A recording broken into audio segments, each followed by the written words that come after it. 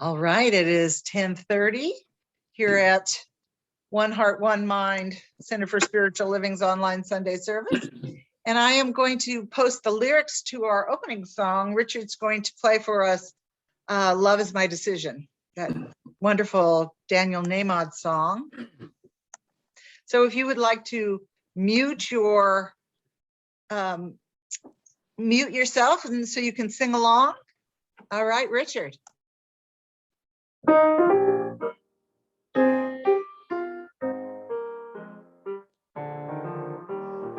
Love is my decision. It's up to me to give of my heart. Love is my decision. No one else can ask me to start. And once I decide to change my mind, God will show me how. Love is my decision right here, right now. Love is my decision. It's up to me to stand on that bridge.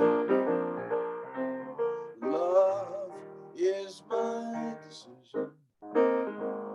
No one else can make me forgive.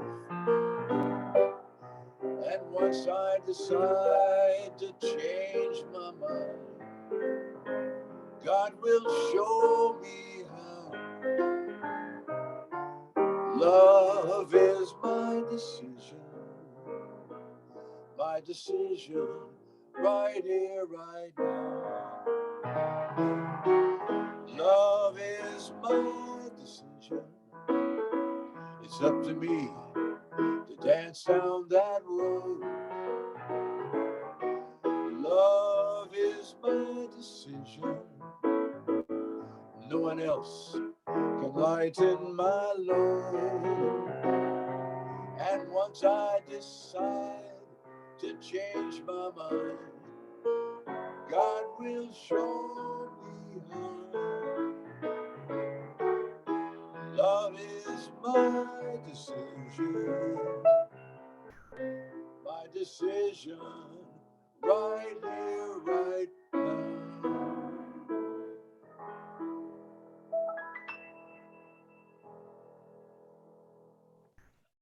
My decision right here and now. Oh, hello, Abigail. So nice to see you and Relaine. Lovely to see you. Our practitioner of the day today is Lissa Lazaro, and she's going to lead us in our opening prayer. And she sent me some lovely quotes, and I'll share them with you. So take it away, Lissa. Okay, so why don't we just simply breathe together to honor that spirit that is ever present, that sometimes we forget about, but even when we forget about it, it's still there. So if we could breathe in and breathe out and be thus united. And so I know that there is one life, and that life is God's life, and that life is my life right here and now, and it is your life. And so I feel that we are blessed by that recognition and by knowing that we are each and every one connected to this spirit, that we are a unique expression of this divinity, and we have within us all the gifts of the divine. And so I am so grateful to know that this is true. And I'm also so grateful to know that we are blessed in being able to gather together like this without reprisal, when there are so many in the world who are not able to worship as they please. And so I am grateful that that is so for each and every one of us.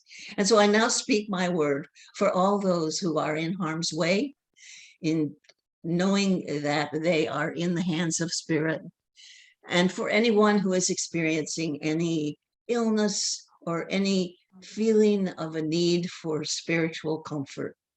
And I know that this is done for them.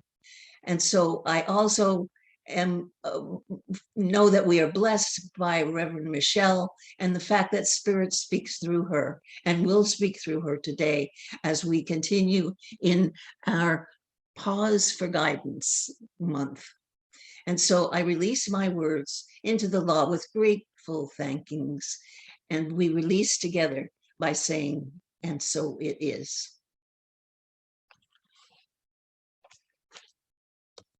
And so, God. And I chose these two quotes because I was thinking about the fact that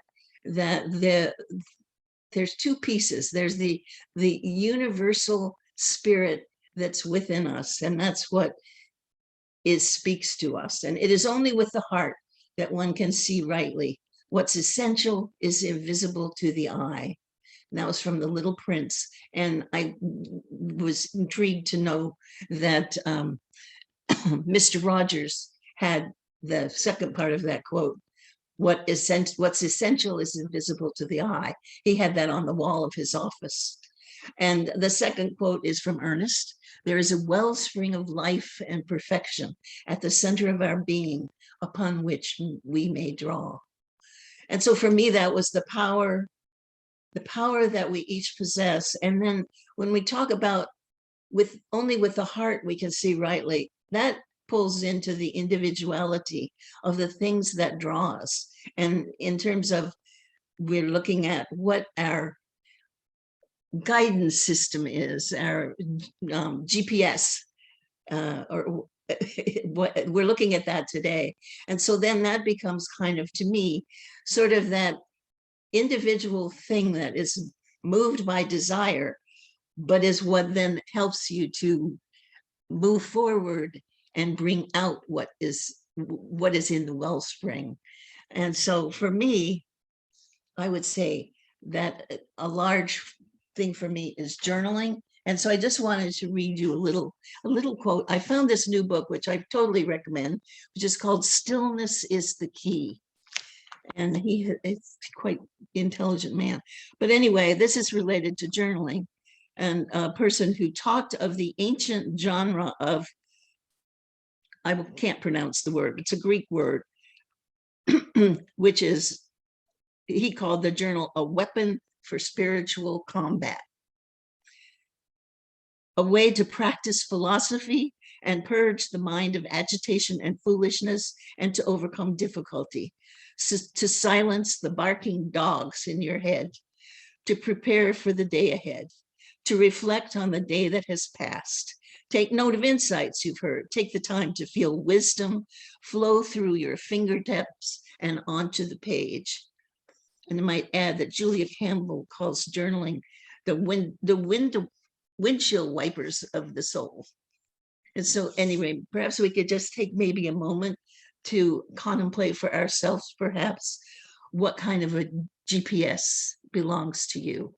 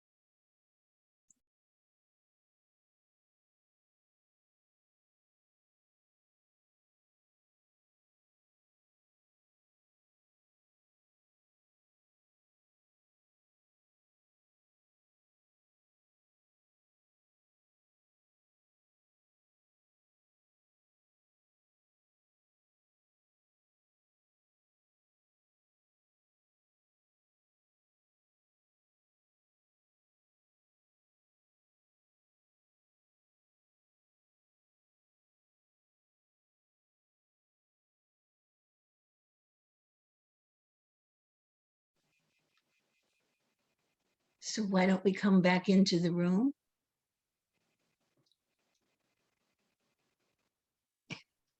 and you may laugh at me as a fallen away Christian, but the thing that popped into my head also as a guidance is that old phrase, what would Jesus do? So anyway, let's do August's affirmation together. I am still and receptive to life. I let life flow through me into all that I do, say, and think. I let my life be what it is without worry or complaint. I enter into the secret place of the soul where complete quiet reigns and where God talks to me.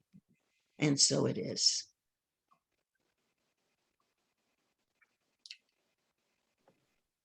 Thank you so much, Lisa. I will never look at journaling the same. I will always think of it as the windshield wipers.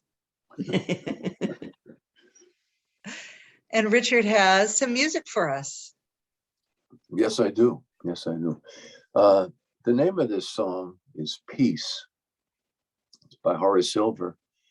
And I've got a notation that he wrote the words as well as the music, because I've played that song for years. It's about peace. It's about stillness. It's about quiet. It's about the inner voice. So it goes something like this.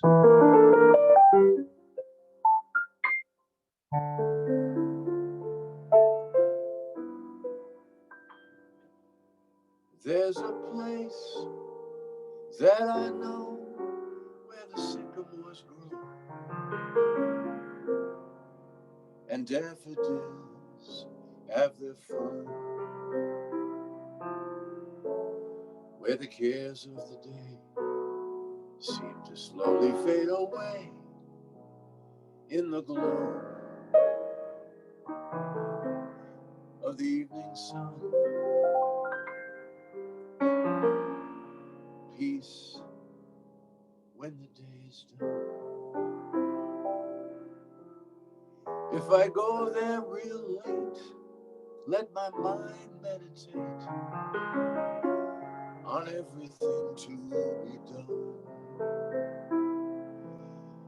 As I search deep inside, let my intuition be my guide. The answers are sure to come. Don't have to worry none.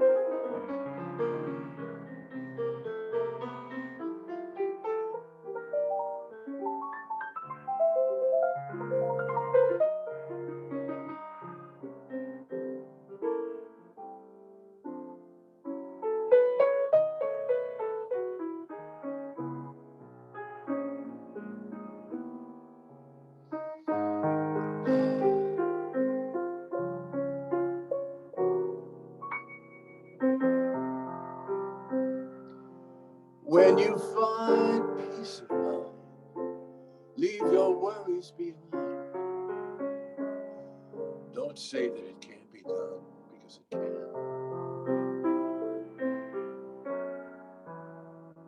With a new point of view, life's true meaning comes to you, and the freedom you seek is one. Our inner voice is getting it done. Stillness for everyone.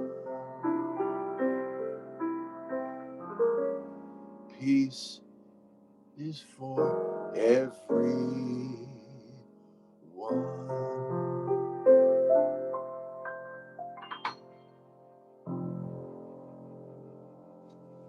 Peace. Thank you, Richard. That piece was definitely aptly named. It was definitely peaceful. I felt very peaceful listening to it. Thank you so much. Wonderful, and good morning again. And welcome to One Heart, One Mind, Center for Spiritual Living's online Sunday service. So whether or not you're hearing this in real time or listening to the replay, I'm so glad you're here and so glad you're joining us this morning. And I've really been enjoying our exploration through August's theme. I know Lissa mentioned it. It's a pause for guidance.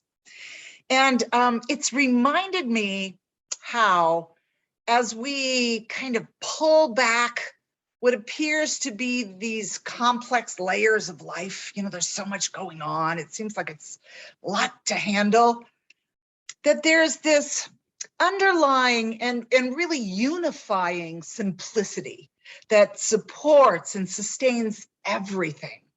It's this innate goodness that's always available for us to draw on, to draw strength and wisdom and guidance. And here's the thing that has really struck me, and what has really become so obvious and apparent to me in a kind of a fresh new way is how accessible this source of guidance is to all of us all the time. I focused on this in our meditation before the service, that it's accessible all the time. It's not out there somewhere. We don't have to do anything. It's right where we are.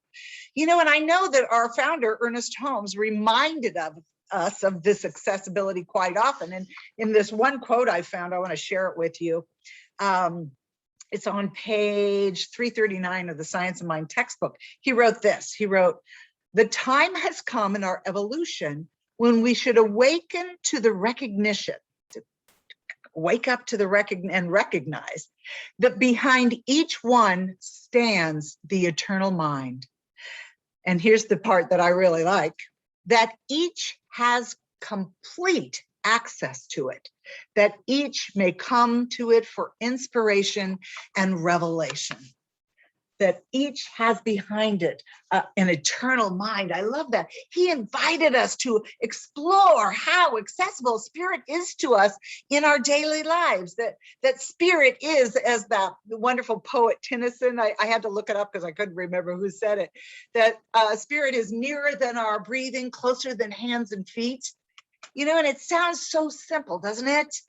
But simple doesn't necessarily mean easy. And so we practice, we learn, we practice the skills to cultivate and support this interconnection, this accessibility, so that it flows naturally and easily through our lives, so that it just becomes our natural way of being. And isn't that the goal? To have this flow of life just become the way we are, the way we show up.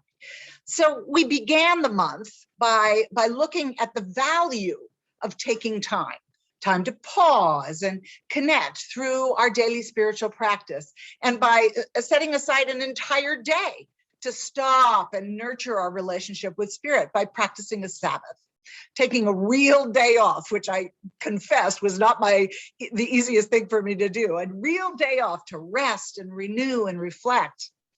And now I've spent pretty much the last 2 weeks, Sunday service weeks, talking about how we can effortlessly open ourselves to this natural, easy flow of life through play, through playing with life, and by playing with our divine imagination, and by connecting with this playful nature of life.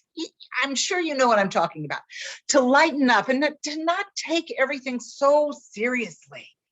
And in this way, to get into a natural harmony with the flow of life. We've talked about how life doesn't have to be an ongoing struggle, that we can catch the flow. I love that word, catch. Michael Beckwith says it all the time. Catch the flow of life by letting go of resistance to whatever is. We have a tendency to say, well, I don't like that, I'm going to put on the brakes here. To just let it flow, to recognize it and not do this resistance thing. Because when we resist, we just stick it into our experience even more. And to participate with life through the practice of play and by using our imaginations. And so we've talked about that for the last couple of weeks, of this nice, easy, gentle flow. And this morning, as Lissa said, I want to talk about your inner GPS. And the GPS that we have in our phones or in our cars that helps us to navigate as we drive or we travel somewhere, that GPS stands for Global Positioning System. And the information that we receive, our position on the map, is bouncing off a satellite somewhere out in Earth's orbit. But we can use the idea of a GPS as a spiritual tool as well. We can call it our guidance positioning system, which connects us with our inner intuitive knowing. It doesn't have to bounce off of anything. It's right here. It connects us to the presence of God that's within us. It's, as Ernest Holmes called it, the eternal mind behind each of us. Actually, it's within us, but I like the terminology. And we can use this guidance positioning system to help us navigate and simplify what look like the complexities of human life. You know, we can pull back the layers of lack and conflict and confusion, disease, and connect with this underlying unifying spiritual truth, you know, of plenitude. I love that word. Again, Michael Beckwith used that a lot. We can connect with plenitude, peace, order, and vitality. You know, the truths that are always available, that are always accessible to us through our unity with God, Spirit, the all that is, whatever name you prefer to call that presence, it doesn't matter. But we can use this guidance positioning system as an internal compass, you know, to ask ourselves, am I aligned with the spiritual principles, the values, and the beliefs that I profess to hold? Because, you know, if I say I believe them, I better act as if I do. And am I behaving as if, through my thoughts and my feelings and my words and my actions in the world, that I truly am one with this loving presence and power of life? You know, am I behaving as if I am empowered to participate with the creative nature of life? Am I using this internal guidance positioning system to express the loving presence of good, of God, for myself and for others? And do I pause for guidance when I get off course? Because I do. And sometimes when I need my internal guidance positioning system to recalibrate for me, you know, when you don't follow the directions exactly on your phone GPS when you're driving, it stops and it says recalibrating. You know what? A lot of times I need to recalibrate because I realize that I am not in alignment with what I truly profess to believe about my life. And so recalibrating is a really good thing to do. Do you ever have to do that? I bet you do. So, you know, we are these incredible wonders of spirit. You know, we've been given the ability to walk through our human lives and at the same time stay connected to something that's larger than our human lives. You know, we've been given the gift to consciously participate with the same power and presence that created everything. And we can participate with this same power and presence in every aspect of our human lives, in every aspect of our human endeavors. And as we do that, we bring this incredible deep meaning and purpose and joy to the doing, to our lives, to the living. You know, and as I was preparing today's talk, I always like to do a little bit of research. It's kind of fun, actually a spiritual practice for me. And as I was preparing today's talk, I ran across this really beautiful and I think insightful quote by Meister Eckhart. And I didn't really know a lot about Meister Eckhart. The only quote I knew was, if the only prayer you ever say is thank you, that should suffice. I knew that one. But anyway, this quote that I found cut right to the heart of the matter that I want to speak to today, or that I am speaking today, and that we're one with our Creator, born from its divine nature, and also living as human beings, living and navigating this physical world. You know, we're charged with seeing the divine everywhere and letting that divinity inform our humanity. So let me read the quote. Eckhart writes, love this. Spirituality is not to be learned by flight from the world, or by running away from things, or by turning solitary and going apart from the world. Rather, we must learn an inner solitude wherever or with whomever we may be. And here's the best line. We must learn to penetrate things and find God there. Oh, to find the evidence of God in all things in the physical world, that's what we're charged to do. And each of us does it in our own individual and unique way. Each of us is born with a seed of divinity within us. And we're called to cultivate and nurture that divinity, to sprout it, to fertilize it and make it bloom, which reminded me again of one of the Ernest Holmes quotes that I use all the time. I'm sure I have shared it with you before. And it's probably because I need to be reminded of this truth so often. It's right in the beginning of the book. It's on page 37 in the Science of Mind. And Holmes wrote this. He wrote, and this just always makes me almost tear. The original life is infinite. It is good. It is filled with peace. It is the essence of purity. It is the ultimate of intelligence. It is power. It is law. It is life. It is in us. In the inner sanctuary of our own nature, hidden perhaps from objective gaze, nestles the seed perfection.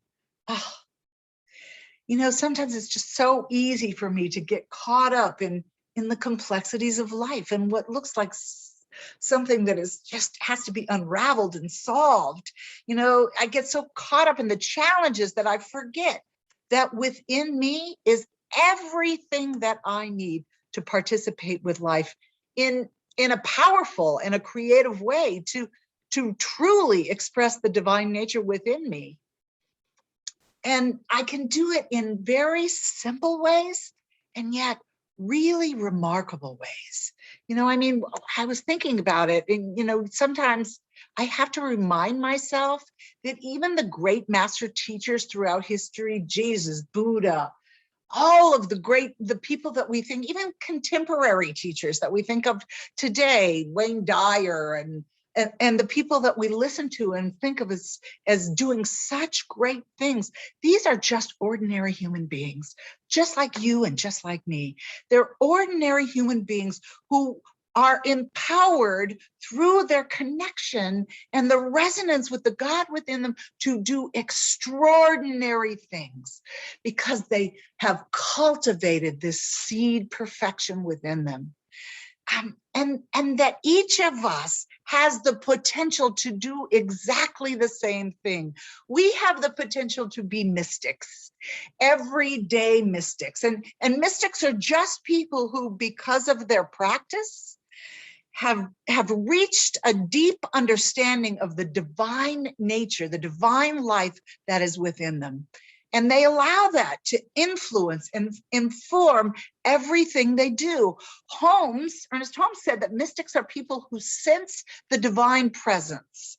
And all of us have probably at one time or another had mystical moments when we could feel that divine presence within us deeply, unmistakably, and profoundly. I know that you have. I know I have, and I certainly know the same is true for you. So Meister Eckhart, I got really interested in, oh, wow. So we'll look at an older example of a mystic, and then I'll look at a more current example. But Meister Eckhart, whose quote I ran across and read to you, I became really fascinated as I read that quote with his perspective of life. So I looked him up a little bit. And Meister Eckhart was born in Germany in 1260. And at the age of 17, he joined the Dominican order. And much of his work and many of his writings and some of the most beautiful quotes you could ever want to read are all centered around this idea of the integration of the body and the soul and the spirit and matter too, which at the time did not really go over very well with the leadership of the church. And so in 1329, Eckhart was tried and condemned by the church for his teachings of unity. You know, and at the time, there was this very hard line drawn between the worlds of matter and the worlds of spirit. Matter was the realm of science, and spirit was the realm of the church, and they were not supposed to be mixed. But the mystical Eckhart saw everything as an expression of the divine, which is why I'm sure he speaks to me and to us as metaphysicians, because that's exactly what we see, is all there is God. And then I found this book called Meister Eckhart, A Mystic Warrior of Our Times. It was written by Matthew Fox, another author who I'm sure you've heard of before. He's done some really good things.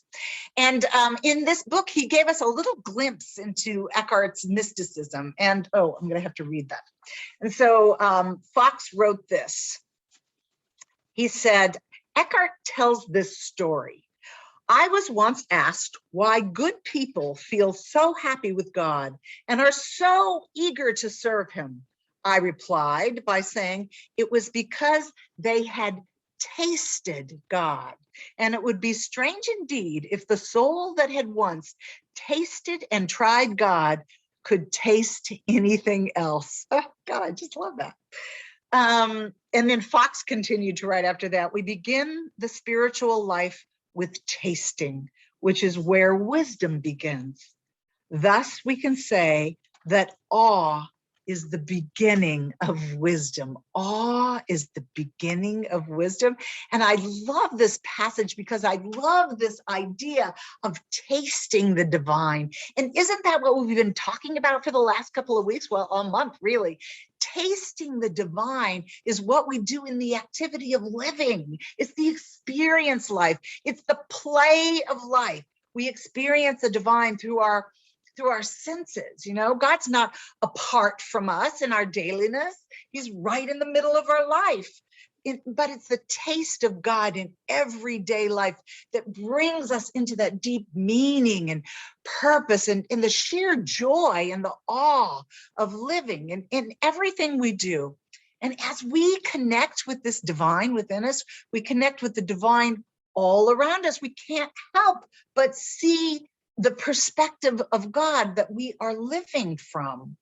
And we nurture this connection in our moments of quiet contemplation and through a lighthearted, and this is what we've been talking about the last couple of weeks, through a lighthearted, playful engagement with imagination and with laughter and song and dance and in that energetic spirit of human activity. I know you know what I'm talking about. I'm sure we've all felt it, especially as children. We see it in children. It's all around us. It's everywhere present, and we can see it when we are looking for it. We can taste it when we are looking to savor it. So, you know, I really bet if you think about it, you've witnessed mystical moments and met mystics throughout your life.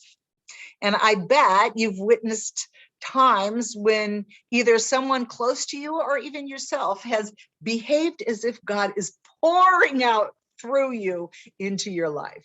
When you've witnessed, as Holmes said, and I've repeated often this month, the play of life upon itself, you know, where the divine reveals to you its beauty and its harmony and its accessibility. You know, so I want to share an example of what I think is a current mystic from my own life. Well, actually, it's the life of my grandmother. I think I've talked about my maternal grandmother before. Her name was Eleanor. And from her, I learned how to live the presence of love even when it's challenging. You know, her example was so clear and so compassionate that even though she died when I think I was in my early 20s, she made such an impression on me. So my grandmother, Eleanor, gathered lost souls. That was what she did. She gathered up lost souls wherever she met them, and several times I witnessed her take someone into her home who was down on their luck, and she'd house them and she'd feed them and she'd remind them of their self-worth and their value before sending them back out into the world. And I watched her do this over and over again. I remember as kids, we'd like, who is in grandma's house now? There was a man named Tony, a woman named Linda, and I could go on and on. And she was like this emissary from heaven doing her good works. But believe me, she was far from perfect. She had her own demons. But there were just so many times when I witnessed her mystical nature shine through, times when her compassion for others was extraordinary, even though she was just an ordinary woman, just like you and I. And Grandma Eleanor owned a cafeteria in the suburbs of Los Angeles. It was called the Orleans. I remember it was in a building that looked like Louisiana style. And she was a pretty good businesswoman, actually. But I think what really made her business successful was her sense of compassion. It was kind of common knowledge that she would never let anyone go hungry because of their inability to pay. And so people frequented her restaurant, her cafeteria, to support her in that, in that belief.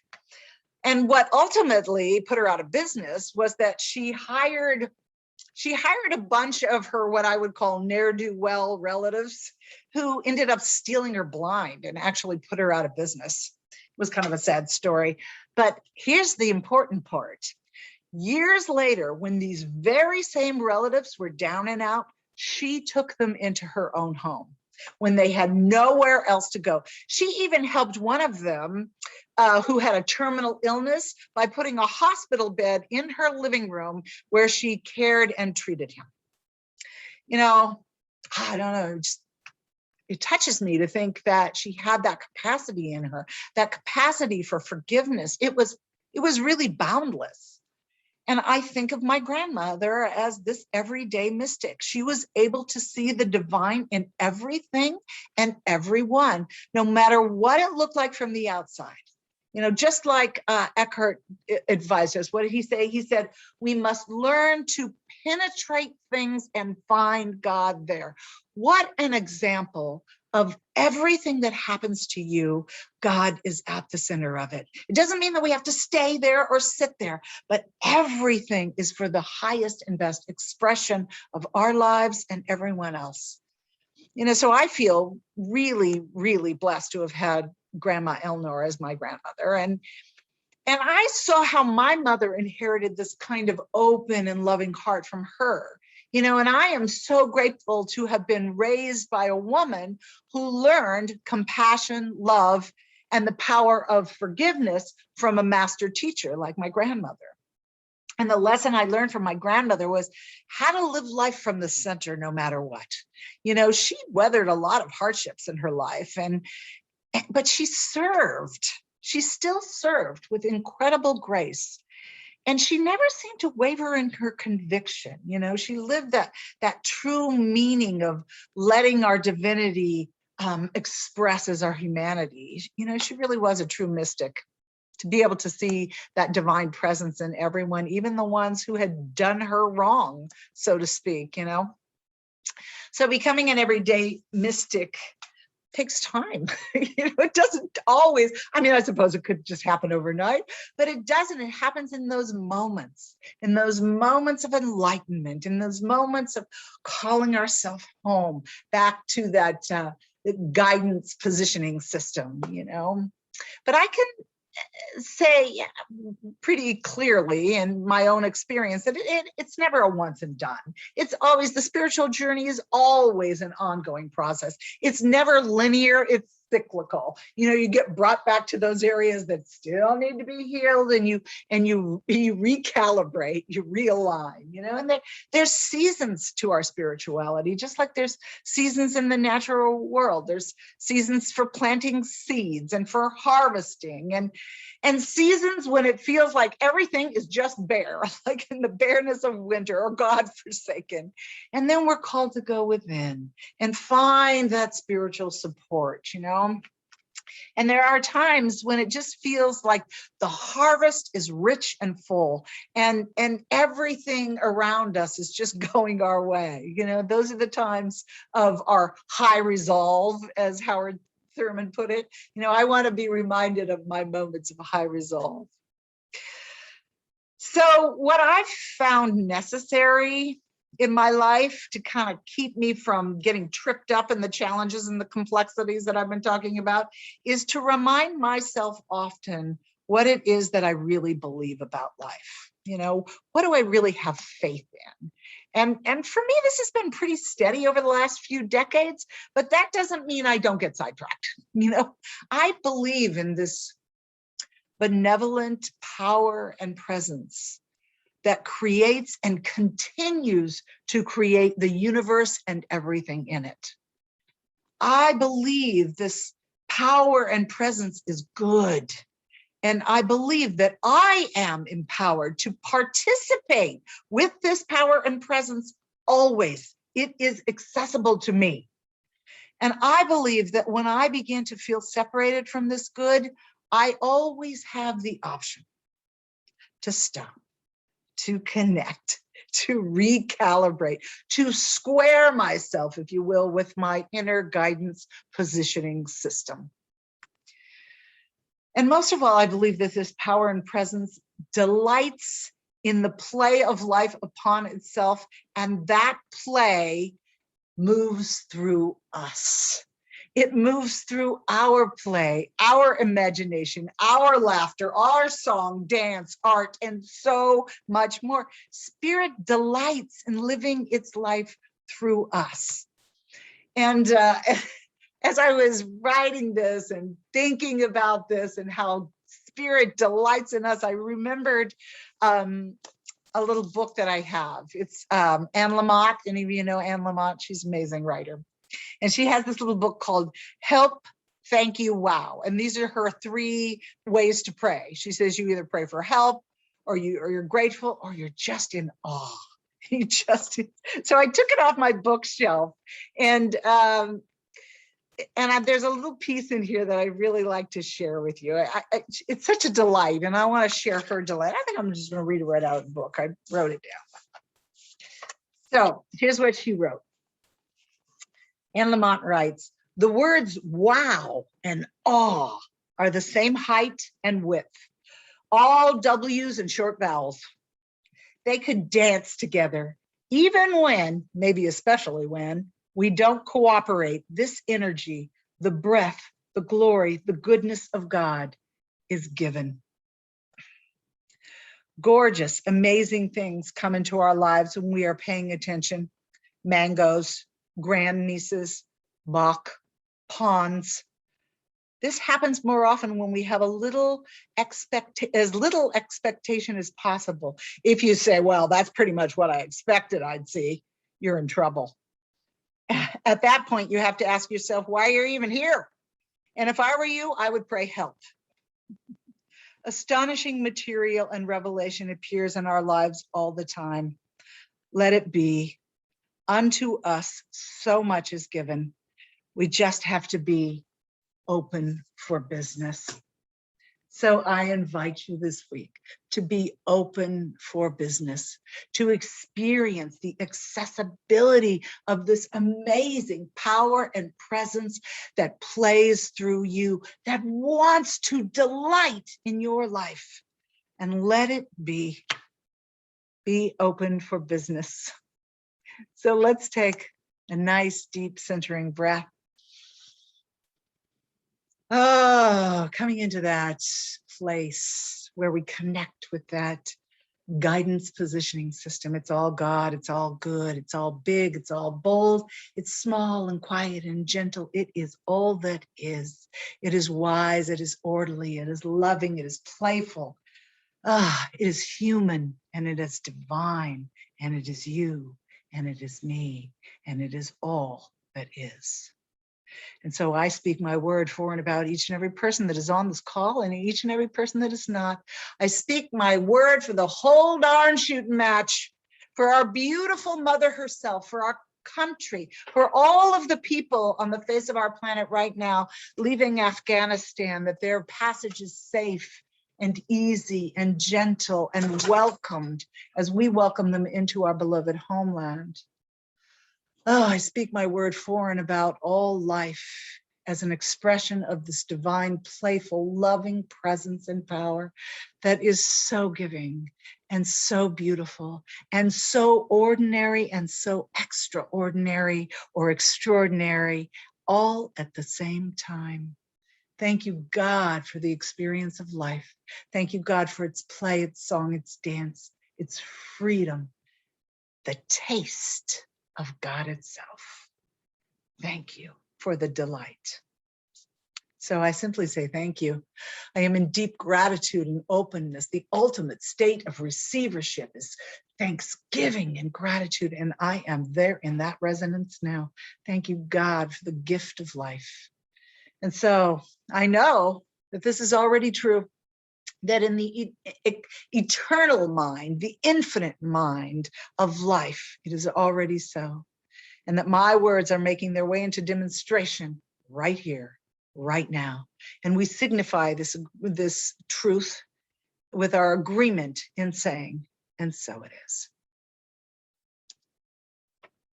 And so it is.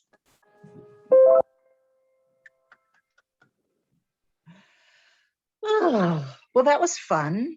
I have really enjoyed talking about play and imagination and awe and all of the wonderful things that we've been exploring this month. And next week, we have the distinct privilege and pleasure of having 6 of our practitioners speak to us on Rise and Reemerge. So after talking about all this wonderful, delightful stuff that we get to experience in our life, they're going to kind of bring it all home. So I encourage you to join us for that. Some of the people speaking are already here. I can see them. So this morning, Reverend Leslie Massapust is going to do our offertory for us. Let me get up on my screen the ways in which you can give to our center. And take it away, Leslie. Now is the time for our sacred giving, where the donations that we give support this center. And there's a number of ways you can give. You can give on Venmo, and you look for my name, and then your donation goes directly into our bank account. Or you can send a check to the church, and you address that to Jim Massapus, who is our treasurer's assistant. I have been on this spiritual pathway called the Science of Mind for around 45 years now. And what I have found is that Science of Mind is a teaching, it's a spiritual teaching, healing ministry that gives to anyone who is interested the tools to accomplish peace of mind, strength, awareness, wholeness, and appreciation for all life, and a connection with your higher power. I know it's gotten me through many a troubled time when I didn't know how I was going to handle it or what I was going to do. And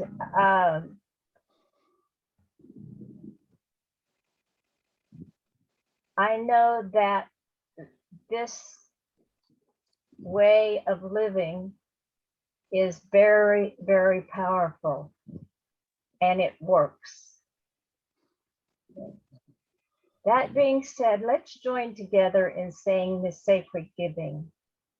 Divine love in and through me blesses and multiplies all the good I am, all that I have, and all the good I give and receive.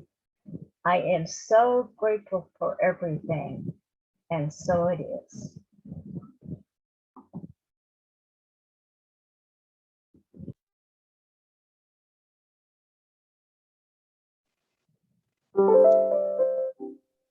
So let's go ahead and have you do the benediction, Leslie, and then Richard can take us out with our closing song. Okay, before we do that, we are going to Oh, turn it over to announcements. Robert to give the announcements. Thank you. For some reason, that piece keeps slipping my mind. Thank you so much.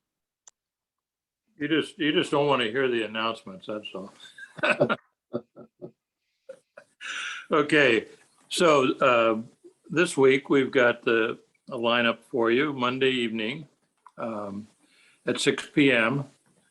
There's a short session of prayer for One Heart, One Mind Center for Spiritual Living, for our center and our congregation, for its prosperity and growth. On Tuesday evening, we continue again at 6 p.m. We continue to look at the principles, that the Declaration of Principles that Ernest Holmes wrote. Basically the things, the center point of what we believe in science of mind. And this will be the next to last session, the 5th session.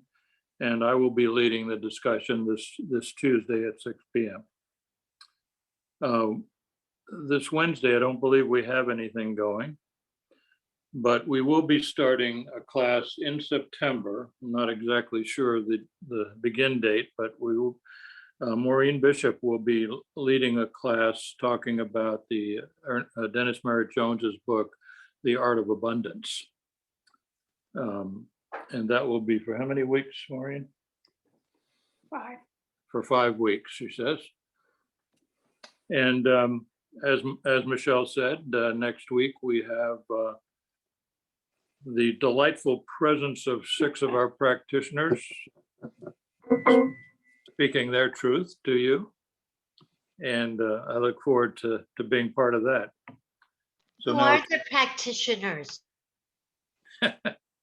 the practitioners will be myself, Rob McGregor, Maureen Bishop, Lissa Lazaro, Leslie Massapist, and Relaine Clark. Very well done. You didn't think I could remember that, did you? I unmuted just in case. Anyway, that's the end of our announcements, and I will turn it over to Leslie for the benediction. Unless somebody else. I invite you to join me in our closing prayer as we give thanks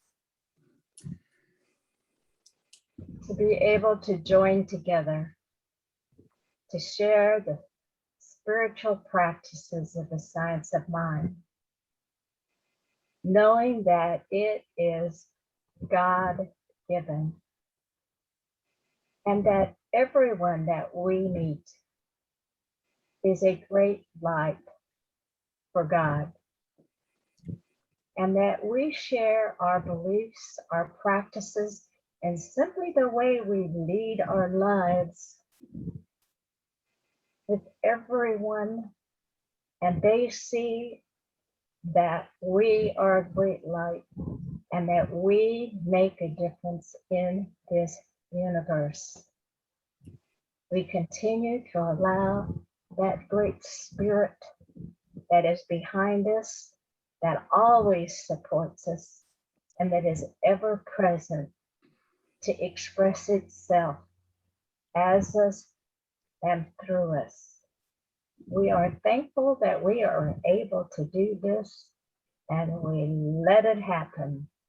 And so it is. So it is. Right.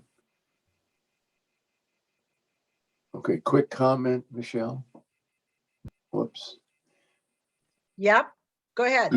Yeah, my comment was, in Maureen and Robert's room is a fan, a ceiling fan, and it looks remarkably like Lissa's dragonfly.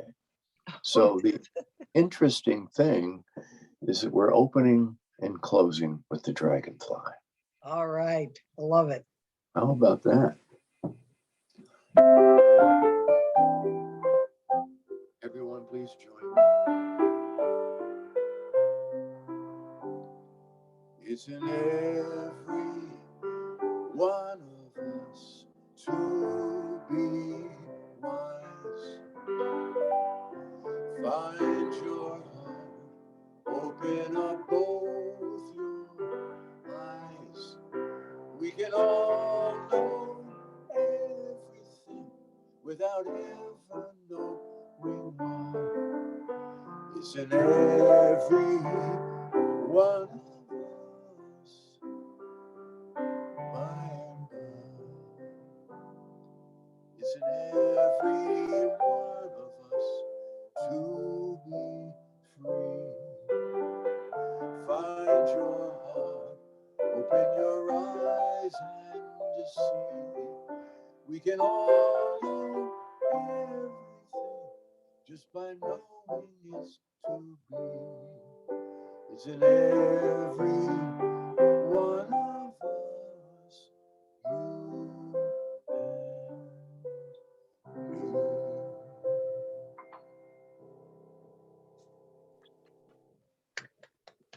Thank you, Richard. It seemed like the appropriate song after talking about how accessible God is to us. So wanted to end with that. Would anybody like to